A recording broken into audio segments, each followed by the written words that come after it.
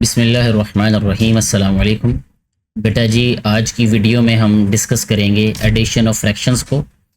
जो हमारा कल का टॉपिक था, कल का जो लेक्चर था, उसमें जस्ट हमने इंट्रोडक्शन किया था फ्रैक्शंस का। आज जो है वो जो एक्सरसाइज है इस टॉपिक से रिलेटेड 5 क्लास की जो एक्सरसाइज 3.1 है, उसके कुछ क्वेश्चंस को हम सॉल्व करेंगे। पढ़ाने का तरीका मेरा ये होगा, ये टीचर्स के लिए ये बात है कि मेरा तरीका ये होता है पढ़ाने का कि मैं बुक जो है वो बच्चों की बंद करवा देता हूँ, बुक्स नहीं ओपन करने देता। और ऑलरेडी मुझे पता होता है कि आज कौन कौन से क्वेश्चंस जो हैं उनको मैंने कवर करना है, यानी किस किस मेथड वाले क्वेश्चंस को कवर करना है। या मज़ीद इसको मैं ये कहूँ अगर कि कितने टाइप के क्वेश्चंस जो है वो आज इस दिन में करवाने हैं, तो वो मैं उसी को फोकस करता हूँ। और बुक बंद करवाने का मकसद ये होता है कि बच्चों को जो एग्जाम्पल्स हैं वो मैं खुद से भी बना के देता हूँ, और जो बुक वाले क्वेश्चंस होते हैं वो भी बोर्ड पे लिख देता हूँ और वो बच्चे खुद सॉल्व करते हैं। इससे उनमें जो सोचने समझने की सलाहियत है ना, वो बनिस्बत ज़्यादा होती है कि वो अगर किताब खोल के सामने रख के क्वेश्चंस को कॉपी करके लिखें। तो ये मेरी ऑब्जर्वेशन है, मेरा एक्सपीरियंस भी है इस बारे में, तो इसलिए जो है वो मेरा मेथड यही है। तो बेटे, आज हमने एडिशन ऑफ फ्रैक्शंस के बारे में पढ़ना है और सीखना है। फ्रैक्शंस को ऐड कैसे किया जाता है, या मैं अगर ये कहूँ कि फ्रैक्शंस को सब्ट्रैक्ट कैसे किया जाता है, ये दोनों टॉपिक्स इकट्ठे ही कवर हो सकते हैं। उसकी वजह यह है कि ये हमेशा के लिए आपने याद रखना है कि जब भी फ्रैक्शंस के दरमियान में प्लस या माइनस का साइन आएगा, मैं यहाँ पे इसको राइट भी कर देता हूँ कि जब भी फ्रैक्शंस में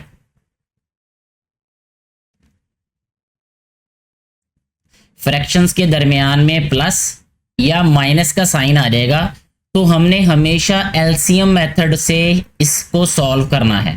ठीक है, जब भी कभी आप फ्रैक्शंस देखें और उनके दरमियान में प्लस का साइन देखेंगे या माइनस का साइन देखेंगे, तो हमेशा हमने एलसीएम ही लेना है। अब यहाँ पे क्योंकि एलसीएम की बात आ गई दोबारा, एलसीएम जो है वो इससे पहले जो प्रीवियस चैप्टर नंबर 2 है उसमें एलसीएम और एचसीएफ के बारे में ही बताया गया है।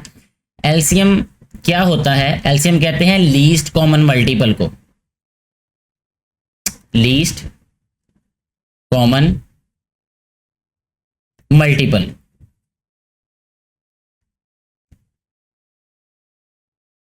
लीस्ट कॉमन मल्टीपल का क्या मतलब होता है? ये थोड़ी सी रिवीजन है। जब क्लास में मैं पढ़ा रहा होता हूँ तो मेरी इंटरेक्शन होती है बेटे बेटियों से, तो मैं उनसे पूछ लेता हूँ कि बेटे हमने 2 चैप्टर में एलसीएम के बारे में क्या पढ़ा था, आप मुझे उसकी डेफिनेशन बताएं। आप बेटी या बेटा जो भी सामने मेरे बैठे होते हैं उनको मैं कहता हूँ, किसी बच्चे से मैं डेफिनेशन पूछ लेता हूँ और किसी बच्चे से मैं एब्रीवेशन पूछ लेता हूँ कि एलसीएम का क्या मतलब है, तो इसको रिवाइज कर लेते हैं।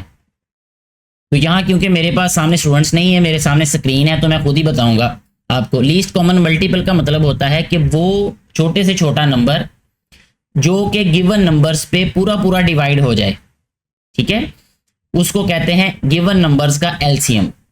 जैसे इसमें मजीद जो बात ऐड करना चाहूंगा अभी वो ये है कि एलसीएम जो है वो फाइंड करने के 2 तरीके थे जो सेकंड चैप्टर में पढ़े। एक था प्राइम फैक्टराइजेशन मेथड, ठीक है, मैं यहां वो राइट भी कर देता हूं दोबारा, प्राइम फैक्टराइजेशन, या जस्ट लिख देता हूं प्राइम फैक्टर। ठीक है, इससे भी आइडिया हो जाएगा आपको कि ये मेथड है उसका। और दूसरा तरीका होता है डिवीजन मेथड।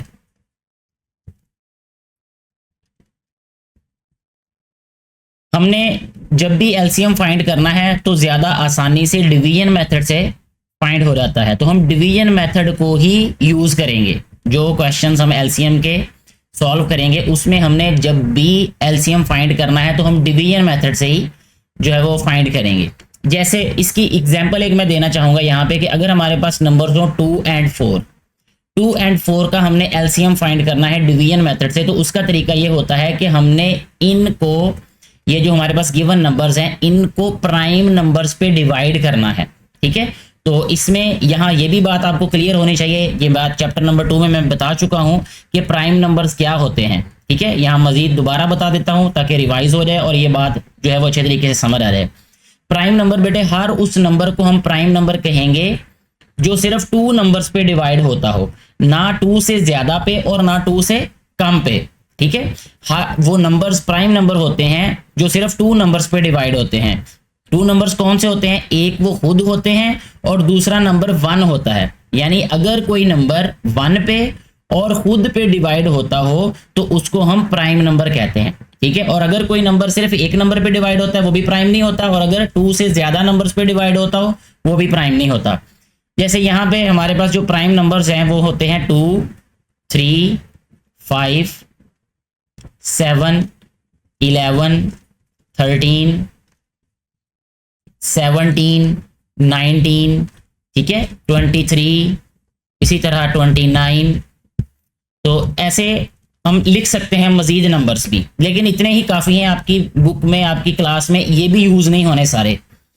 अच्छा, अब हमने क्या करना है, हम बात कर रहे थे डिवीजन मेथड से हम कैसे जो है वो एलसीएम फाइंड कर सकते हैं। हमारे पास एक क्वेश्चन है 2 और 4, इसकी हमने प्राइम फैक्टराइजेशन करनी है और इसे हम फाइंड करेंगे कि इसका एलसीएम क्या है। तो उसको हम ऐसे लिखेंगे 2,4 और इसको डिवाइड करेंगे सबसे पहले प्राइम नंबर पे। सबसे पहला प्राइम नंबर क्या है, 2। अगर एक भी नंबर 2 पे डिवाइड होता हो तो हम उसको डिवाइड करेंगे और दूसरे नंबर को वैसे ही राइट कर देंगे। ये दोनों नंबर 2 पे डिवाइड होते हैं तो 2 1 ज़ा 2, 2 2 ज़ा 4। अब यहाँ पे एक नंबर 2 पे डिवाइड होता है मजीद, तो फिर 2 पे डिवाइड कर देंगे, यहाँ 1 आ रहेगा और यहाँ भी 1 आ रहेगा। ये जो हमारे पास लेफ्ट साइड पे नंबर्स बनते हैं, बचते होते हैं, इन नंबर्स को हम आपस में मल्टीप्लाई कर देते हैं। यानी 2 को 2 से मल्टीप्लाई करें तो हमारे पास एलसीएम आ जाता है। यानी अगर हम 2 और 4 का एलसीएम राइट करना चाहें, यहाँ पे हम लिखेंगे LCM of 2 and 4 will be 4, ठीक है। ये डिवीजन मेथड से हमने फाइंड किया। ये बात यहां तक उम्मीद है आपको क्लियर हो गई होगी। अच्छा जी, अब हम चलते हैं आगे के एक क्वेश्चन से इसकी एग्जांपल ले लेते हैं। मैं जब क्वेश्चन समझाऊंगा तो और मेथड भी आपको बताऊंगा कि कैसे हमने एलसीएम फाइंड करना है। क्वेश्चन में एक मिसाल ले लेते हैं, एक एग्जांपल ले लेते हैं। जैसे कि अगर हम एग्जांपल लिखें 1/2 प्लस 3/4, ये एक एग्जांपल ले लेते हैं। अब यहां पे हमारे पास जो डिनोमिनेटर्स हैं, एलसीएम हमेशा डिनोमिनेटर्स का लेते हैं। डिनोमिनेटर जब भी मैं कहूंगा तो इसका मतलब है नीचे वाले नंबर। फ्रैक्शन में जो नीचे वाला नंबर होता है उसको डिनोमिनेटर कहते हैं, और एलसीएम भी डिनोमिनेटर्स का फाइंड किया रहता है। यानी 2 और 4 का एलसीएम फाइंड करना है पहले हमने। तो एक तरीका तो मैंने आपको ये बताया कि डिवीजन मेथड से हम एलसीएम फाइंड कर सकते हैं, जो हमने ऊपर अभी किया 2 और 4 का। इससे भी मैं ज्यादा शॉर्टकट तरीका आपको बेटे बताना चाहूंगा, वो ये है कि आपने थोड़ा सा प्रैक्टिस जब आप ज्यादा करेंगे तो क्वेश्चंस की आपको बहुत अच्छे तरीके से समझ आएगी कि आपने क्वेश्चंस को पहले देखना है कि यहाँ पे अब जो हमारे पास डिनोमिनेटर्स हैं, एक 2 है और एक 4 है। अगर कभी भी ऐसा हो कि डिनोमिनेटर में से एक डिनोमिनेटर दूसरे पे डिवाइड होता हो, जैसे यहाँ पे 2 नंबर्स हमारे पास है नीचे, अगर एक नंबर दूसरे नंबर पे डिवाइड होता हो तो जो बड़ा नंबर होता है वही एलसीएम होता है उस क्वेश्चन में। यहाँ पे अगर हम बात करें 4 और 2 में, तो जो 4 है ये 2 पे डिवाइड हो जाता है, इसलिए इस क्वेश्चन में इसका एलसीएम क्या आएगा, 4, ठीक है। ये इसका एलसीएम आ जाएगा। मजीद एग्जांपल की अगर मैं बात करूं कि अगर हमारे पास 3 और 6 होगा, 3 और 6, अगर किसी भी कोई भी फ्रैक्शंस होंगी उनमें हमारे पास जो डिनोमिनेटर्स हैं वो 3 और 6 होंगे, तो हमेशा एलसीएम क्या आएगा, 6। क्यों? क्योंकि 6 जो है वो 3 पे डिवाइड होता है। अगर इसी तरह हम बात करें 3 और 9 की बात कर लें, अब 9 जो है ये 3 पे डिवाइड होता है, तो इस वाले क्वेश्चन में एलसीएम क्या आएगा, 9 आएगा, ठीक है। तो इस टाइप के जो क्वेश्चंस हैं वो पहले हम सॉल्व करेंगे। अब 1/2 प्लस 3/4, इसमें जो एलसीएम होगा वो 4 होगा, ठीक है। नेक्स्ट स्टेप में जो करना है हमने काम, वो ये है कि जो हमारे पास डिनोमिनेटर्स हैं वो दोनों सेम होने चाहिए। अगर 2 फ्रैक्शंस हैं तो दोनों फ्रैक्शंस के डिनोमिनेटर सेम होने चाहिए। अगर 2 से ज्यादा फ्रैक्शंस हैं तो उनमें भी सारे डिनोमिनेटर सेम करने हैं पहले हमने। वो सेम होंगे कैसे, उसका तरीका है एलसीएम फाइंड करके हम उनको उसके इक्वल बना देंगे। जैसे यहाँ पे एलसीएम क्या है हमारे पास, 4। ये एक तो हमारे पास 4 है, लेकिन दूसरा डिजिट हमारे पास क्या है, 2। इस 2 को भी 4 बनाना पड़ेगा। 2 को 4 बनाने के लिए क्या करना पड़ेगा, हमें इसको 2 से मल्टीप्लाई करना पड़ेगा। लेकिन जो मैथ है वो हमें ये सिखाता है, क्या सिखाता है कि हमेशा बराबरी होनी चाहिए, इक्वालिटी होनी चाहिए, ना इंसाफी नहीं होनी चाहिए। जैसे एक घर में 2 बेटे हैं या 2 बेटियां हैं, एक को जो चीज मिले दूसरे को भी वही मिलनी चाहिए, ठीक है। इंसाफ का तकाजा ये है कि जो सलूक एक के साथ हो वही सलूक दूसरे के साथ होना चाहिए। मैथ भी हमें यही सिखाता है कि अगर एक नंबर को हम प्लस कर रहे हैं खुद से तो माइनस भी करना पड़ेगा, अगर डिवाइड कर रहे हैं तो मल्टीप्लाई भी करना पड़ेगा। तो इसी तरह वाइस वर्सा भी है, यानी अगर सब्ट्रैक्ट कर रहे हैं तो ऐड करेंगे, डिवाइड कर रहे हैं तो मल्टीप्लाई करेंगे। यहां पे हमें क्या करना पड़ेगा, 2 को 4 बनाने के लिए 2 से मल्टीप्लाई करना पड़ेगा। अब नीचे वाली वैल्यू को अगर हम 2 से मल्टीप्लाई करेंगे तो यकीनन ऊपर वाली वैल्यू को भी 2 से मल्टीप्लाई करना पड़ेगा, ठीक है। ये रूल है मैथ का, हम रूल को ब्रेक करके अपने क्वेश्चन को जो है वो ठीक नहीं कर सकते, वो क्वेश्चन गलत होगा। अब हम इसमें क्या करेंगे, यहां लिखते हैं 1/2 मल्टीप्लाई बाय 2, ठीक है, और यहां आ जाएगा प्लस का साइन और ये आ जाएगा 3/4। अब यहां मैंने मल्टीप्लाई 2 से किया तो ऊपर भी 2 से मल्टीप्लाई करना पड़ेगा, ठीक है जी। इसको मैं इरेजर को थोड़ा सा और छोटा कर लेता हूं, यहां इसको इरेज करके यहां लिखेंगे 1 मल्टीप्लाई बाय 2, ठीक है। ये वाली जो हमारे पास फ्रैक्शन है इसमें हमारे पास जो डिनोमिनेटर है वो 2 है, वहां 4 होना चाहिए था। अगर 4 होता तो ये दोनों सेम होते, क्योंकि एलसीएम इसका 4 है। यहाँ एक साइड पे तो हमारे पास ऑलरेडी एलसीएम मौजूद है, दूसरी तरफ नहीं है, तो वहां हमने एलसीएम के इक्वल डिनोमिनेटर को लेके आना है, यानी बनाना है उसको। तो 2 को 4 बनाने के लिए हमने 2 से मल्टीप्लाई कर देना है। अगर 2 को 2 से मल्टीप्लाई किया तो 1 को भी 2 से मल्टीप्लाई करना पड़ेगा, फिर ये इक्वालिटी होगी, फिर इंसाफ होगा, फिर रूल जो है वो इंप्लीमेंट होगा इस वाले क्वेश्चन पे। तो यहां मैंने कर दिया है ये वाला काम। अब सिंप्लीफाई करना है, 2 1s आर 2 आ जाएगा, अपॉन 2 2s आर 4 आ जाएगा यहाँ पे, प्लस ये आ जाएगा 3/4, ठीक है जी।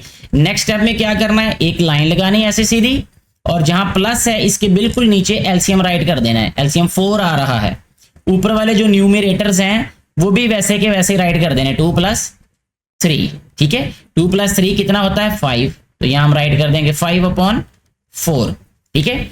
अब 5/4 जो है ये हमारे पास है एक इम्प्रॉपर फ्रैक्शन। यहां मैं राइट भी कर देता हूं, ये आपको पता होना चाहिए कि ये है इम्प्रॉपर फ्रैक्शन।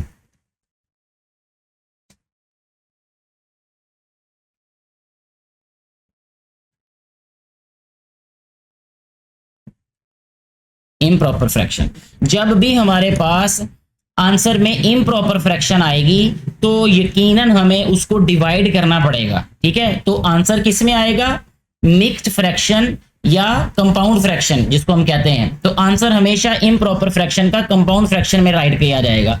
अब 5 को डिवाइड करेंगे हम 4 पे, ये एक्स्ट्रा वर्क है ये वाला, 4 1s आर 4 आ जाएगा, और रिमाइंडर हमारे पास क्या आएगा, 5 में से 4 माइनस करें तो 1 आ जाएगा, ठीक है। और कंपाउंड फ्रैक्शन में लिखना कैसे इसको, ये वाला जो नंबर होता है डिवाइड करते हुए इसको कहते हैं कोशेंट, ठीक है। इसको मैं क्यू से डिनोट करता हूं। ये जो हमारे पास नीचे नंबर बचता है इसको कहते हैं रिमाइंडर, और ये जो नंबर डिवाइड कर रहा होता है इसको कहते हैं डिवाइजर, ठीक है। डिवाइजर में DR लिख देता हूं, इससे पता चल जाएगा ये डिवाइजर है। और ये वाला जो नंबर डिवाइड हो रहा है इसको कहते हैं डिविडेंड, DD लिख देता हूं मैं इसको। जब हमने इसको कंपाउंड फ्रैक्शन में लिखना है तो उसके लिए ये फार्मूला बना देता हूं मैं आपके लिए कि कोशेंट होल नंबर, यानी होगा ये होल नंबर की जगह हमेशा कोशेंट लिखा जाएगा, और जो हमने फ्रैक्शन लिखनी है वो प्रॉपर फ्रैक्शन होगी, उसमें हमारे पास जो न्यूमरेटर होगा वो हमेशा रिमाइंडर होगा, यानी रिमाइंडर को हमेशा हम न्यूमरेटर की जगह पे लिखेंगे, और जो डिवाइजर है उसको हमेशा हम किस में लिखेंगे, नीचे, यानी जो हमारे पास डिनोमिनेटर है उसकी जगह पे हम क्या राइट करेंगे, डिवाइजर को। ये वाला एक फार्मूला बन जाएगा जिससे हम इसको मिक्स्ड फ्रैक्शन में राइट कर सकते हैं। हमने डिवाइड किया तो डिवाइड करते हुए हमारे पास जो क्वोशिएंट है वो 1 आया, तो यहाँ पे हम लिखेंगे 1 होल नंबर, यहाँ पे क्या आएगा 1/4, ठीक है। ये हमारे पास इस वाले क्वेश्चन का आंसर है। मुझे उम्मीद है कि ये क्वेश्चन आपको समझ आ चुका होगा। ठीक है, ऐसा ही एक क्वेश्चन, ये एग्जाम्पल तो मैंने खुद से बनाई है। अब इसी तरह का मिलता जुलता एक क्वेश्चन जो है वो बुक में से भी हम सॉल्व कर लेते हैं। ठीक है, तो मैं पहले बुक वाला वो पेज भी आपको दिखा देता हूं जहां पे ये क्वेश्चन लिखा हुआ है, ताकि आपको क्लियर हो जाए। अब यहाँ पे देखें, ये जो एक्सरसाइज का क्वेश्चन नंबर 1 का 4th वाला पार्ट है, ये वाला, ये 4th वाला पार्ट तकरीबन मिलता जुलता है, ये बिल्कुल वैसा ही है जैसा हमने अभी एग्जाम्पल की है जी। अभी हम ये क्वेश्चन को सॉल्व करते हैं। ये एक्सरसाइज 3.1 के क्वेश्चन नंबर 1 का 4th पार्ट है। ये कैसे सॉल्व होगा, बिल्कुल वैसे ही जैसे अभी एक एग्जाम्पल आपको मैंने समझाई।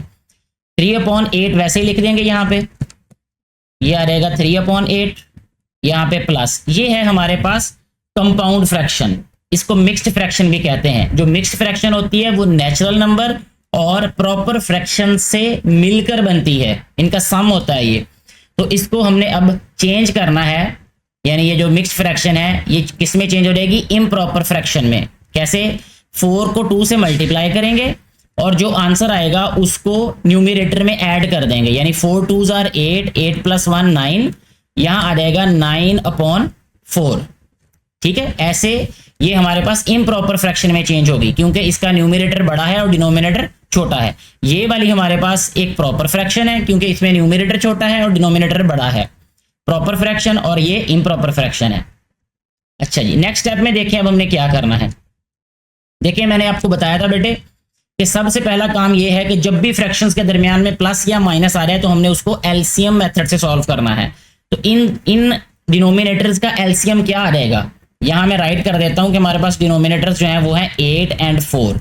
8 और 4 जो है, इसमें देखें कि एक नंबर जो 8 है ये दूसरे नंबर 4 पे डिवाइड होता है पूरा पूरा। तो जब भी ऐसा केस हो, ऐसी टाइप का क्वेश्चन आए, तो जो बड़ा नंबर होता है वही एलसीएम होता है। यानी इस क्वेश्चन में हमारे पास एलसीएम क्या आएगा, 8। ठीक है, तो अब इसको सॉल्व कैसे करना है, ये ऑलरेडी 8 है, इसका मतलब इस फ्रैक्शन को हमने कुछ नहीं कहना, कुछ नहीं करना, इस फ्रैक्शन को एज इट इज राइट कर देना। तो ये आ जाएगा 3/8 प्लस ये 4 है। 4 को 8 बनाने के लिए हमें 2 से मल्टीप्लाई करना पड़ेगा, क्योंकि 4 2s are 8 होता है। लेकिन अगर हम नीचे वाले नंबर को 2 से मल्टीप्लाई करते हैं तो हमें ऊपर वाले नंबर को भी 2 से मल्टीप्लाई करना पड़ेगा। यानी अगर हम डिनोमिनेटर को 2 से मल्टीप्लाई कर रहे हैं तो हमें न्यूमरेटर को भी 2 से मल्टीप्लाई करना पड़ेगा। तो यही हम करेंगे अभी यहाँ पे, 9 × 2 अपॉन 4 × 2। ठीक है, नेक्स्ट स्टेप में जस्ट सिंप्लीफाई करेंगे अब इसको, ये आ जाएगा 3/8 प्लस 9 2s are 18 आ जाएगा यहाँ पे, अपॉन 4 2s are 8 आ जाएगा। नेक्स्ट स्टेप में देखें, 8 इसका एलसीएम है, तो यहाँ पे हम 8 राइट कर देते हैं और न्यूमरेटर्स वैसे ही आ जाएंगे, 3 + 18। तो इसका आ जाएगा हमारे पास 18 + 3 21, 21/8। अब 21/8 को अगर आप गौर से देखें तो ये भी एक इम्प्रॉपर फ्रैक्शन है। और मैंने आपको पहले बताया एग्जांपल समझाते हुए कि जब भी हमारे पास एक क्वेश्चन का आंसर इम्प्रॉपर फ्रैक्शन हो तो हमें उसको चेंज करके कंपाउंड फ्रैक्शन में लाना होता है, यानी उसको डिवाइड करना पड़ता है। अब इसको हम डिवाइड कर देते हैं, यानी जो 21 है ये डिवाइड होगा 8 पे। ठीक है, 8 2s are 16 होगा, 8 3s are 24 होता है, वो नहीं राइट कर सकते। तो 21 में से 16 माइनस करें, 5 आ जाता है। ठीक है, ये क्वोशंट है, ये रिमाइंडर है यहाँ पे, और ये हमारे पास डिवाइजर है। तो यहाँ पे हम लिख देते हैं अब आंसर इसका, या ऐसे भी याद रख सकते हैं आप इसको, इधर एक एरो बना लें, जैसे हमारे टीचर ने, मेरे टीचर ने मुझे बताया, अल्लाह उन पे अपनी लातादाद रहमतें फरमाए, अल्लाह उनको उनसे राजी हो जाए, जिनकी वजह से हम इस काबिल हुए कि मैं आज आपको ये क्वेश्चन समझा रहा हूँ। तो ये जो है इस तरीके से एरो लगा सकते हैं आप, क्लॉकवाइज, इसको कहते हैं क्लॉकवाइज एरो। तो सबसे पहले क्वोशंट लिखना है, उसके बाद जो रिमाइंडर, फिर डिवाइजर। सेम वही बात बन जाती है जो मैंने एक फार्मूला बना दिया, जो हमारे टीचर थे उन्होंने हमें क्लॉकवाइज डायरेक्शन में लिखना बताया। तो यहाँ बेटे आ जाएगा 2 होल नंबर 5/8, ये इस क्वेश्चन का हमारे पास आंसर आ जाएगा। अब हम एक और टाइप का क्वेश्चन जो है वो सॉल्व करना सीखते हैं। इस क्वेश्चन में क्या होगा, देखें, इसकी एक एग्जांपल पहले ले लेते हैं, एक एग्जांपल सॉल्व कर लेते हैं। एग्जांपल क्या है यहाँ पे, तो एग्जाम्पल में इस तरीके से लिख लेते हैं हम कि 2/3 प्लस 3/2 ये राइट कर लेते हैं। ठीक है, ये एक्सरसाइज में क्वेश्चन भी है, मैं इसको एग्जाम्पल के तौर पे आपको समझा देता हूं। अभी देखिए बेटा, यहाँ पे अब जो पहला क्वेश्चन था उसमें एक नंबर दूसरे नंबर पे डिवाइड हो रहा होता है, यहाँ ऐसा नहीं होता। यहाँ इस वाले टाइप के क्वेश्चन में ऐसा नहीं होगा। लेकिन होगा क्या इसमें? इसमें ये होगा कि जो हमारे पास डिनोमिनेटर्स हैं वो दोनों के दोनों प्राइम नंबर होंगे। वो दोनों के दोनों क्या होंगे?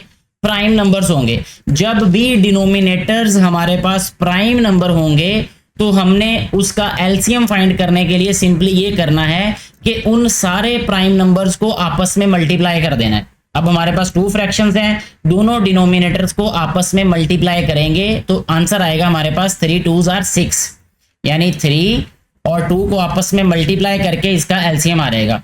अगर हम किसी और इसको मजीद आगे मैं एग्जाम्पल को बढ़ाता हूं इस तरीके से कि हमारे पास अगर एक प्राइम नंबर 5 आए और दूसरा 7 आए, दोनों प्राइम नंबर हैं, अगर ये किसी भी फ्रैक्शन की डिनोमिनेटर में आ जाएंगे तो दोनों को मल्टीप्लाई करके इसका एलसीएम फाइंड कर लेंगे, यानी 7 5s are 35। तो इस वाले क्वेश्चन में 35 आ जाएगा एलसीएम।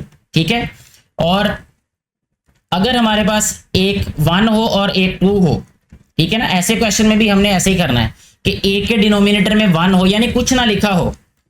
अगर कुछ ना लिखा हो तो उसका मतलब है कि 1 होता है, और दूसरी साइड पे कोई भी हमारे पास नंबर हो, वो चाहे 2 हो, वो प्राइम नंबर भी हो सकता है, वो कोई भी नंबर हो सकता है। तो जो भी हमारे पास नंबर होंगे यानी 1 के साथ उन दोनों को मल्टीप्लाई करके हमने एलसीएम राइट कर देना है। 2 1s are 2, इसमें 2 एलसीएम आ जाएगा। अगर यहाँ 3 होता तो 3 1s are 3 एलसीएम होगा। ठीक है, अच्छा अब हम वापस आते हैं जिस एग्जाम्पल की अभी हम बात कर रहे हैं। 3 2s are 6 इसका एलसीएम आ जाएगा। इसका मतलब ये है कि हमें दोनों फ्रैक्शंस के डिनोमिनेटर्स को 6 बनाना है। 3 को भी 6 बनाना है और 2 को भी 6 बनाना है। कैसे 6 बना सकते हैं?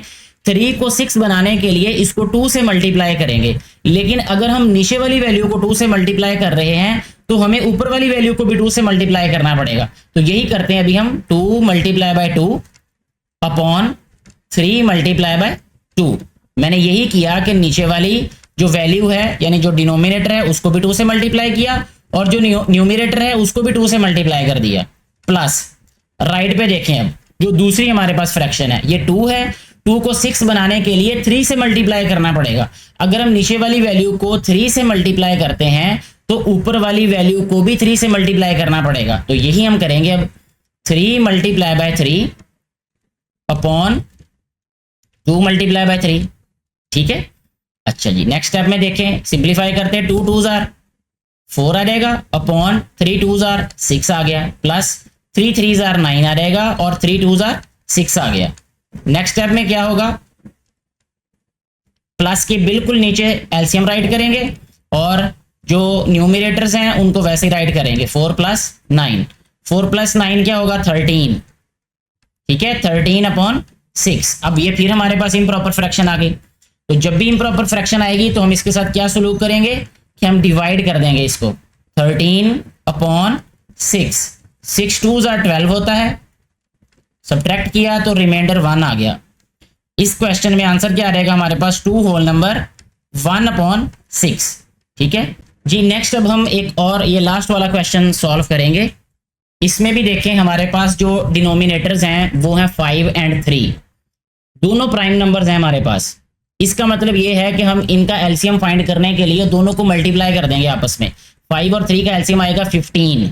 ठीक है, अब 5 को 15 बनाने के लिए 3 से मल्टीप्लाई करना पड़ेगा। अगर 5 को 3 से मल्टीप्लाई करेंगे तो ऊपर वाले नंबर को भी 3 से मल्टीप्लाई करेंगे। तो ये फ्रैक्शन हमारे पास आ जाएगी 4 multiply by 3 upon 5 multiply by 3, plus 3 को 15 बनाने के लिए 5 से मल्टीप्लाई करेंगे तो नीचे वाले नंबर को भी और ऊपर वाले नंबर को भी दोनों को 5 से मल्टीप्लाई करना पड़ेगा। यानी ये आ जाएगा 1 multiply by 5 upon 3 multiply by 5। ठीक है जी, is equal to, next step में सिंप्लीफाई करेंगे। 4 3s are 12 आ जाएगा अपॉन 5 3s are 15 आ जाएगा यहाँ पे, प्लस 5 1s are 5 आ जाएगा अपॉन 5 3s are 15 आ जाएगा। ठीक है, नेक्स्ट स्टेप में क्या होगा? इसका एलसीएम राइट करेंगे यहाँ पे अब 15 और न्यूमिनेटर्स वैसे आ जाएंगे 12 + 5, 12 प्लस 5 कितना होगा 17, यह रहेगा 17/15। यहां फिर ये इम्प्रॉपर फ्रैक्शन बन गई कि न्यूमरेटर बड़ा है और डिनोमिनेटर छोटा है। अब डिवाइड कर देते हैं इसको, हम 17 को डिवाइड कर देते हैं 15 पर, 15 1 जार 15 होगा, सब्ट्रैक्ट किया तो रिमाइंडर आ गया हमारे पास 2। ठीक है, तो आंसर क्या आ रहेगा इस वाले क्वेश्चन का 1 होल नंबर 2/15।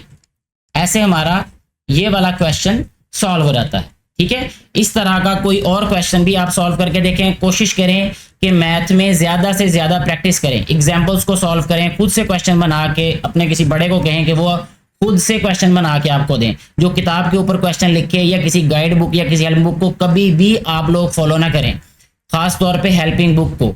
जब आप हेल्पिंग बुक की तरफ चले जाएंगे सिर्फ फोटोकॉपी मशीन्स बन जाएंगे, आपका कॉन्सेप्ट क्लियर नहीं होगा। और मैथ का सबसे बड़ा मकसद ये है कि आप अपने दिमाग को सोचने पे मजबूर करें। तो आप ज्यादा प्रैक्टिस करें, क्वेश्चन गलत हो जाए कोई मसला नहीं, किसी बड़े से समझ लें, टीचर से समझें, जिम्मेदारी है कि वो आपको बार बार समझाएं, आपका कॉन्सेप्ट क्लियर करें। मुझे उम्मीद है कि आज के हमने जो 2 टाइप के क्वेश्चन सॉल्व किए यहाँ पे वो कॉन्सेप्ट आपको क्लियर हो गया होगा। इंशाल्लाह कल जो है वो नेक्स्ट क्वेश्चंस को सॉल्व करेंगे। अस्सलाम वालेकुम।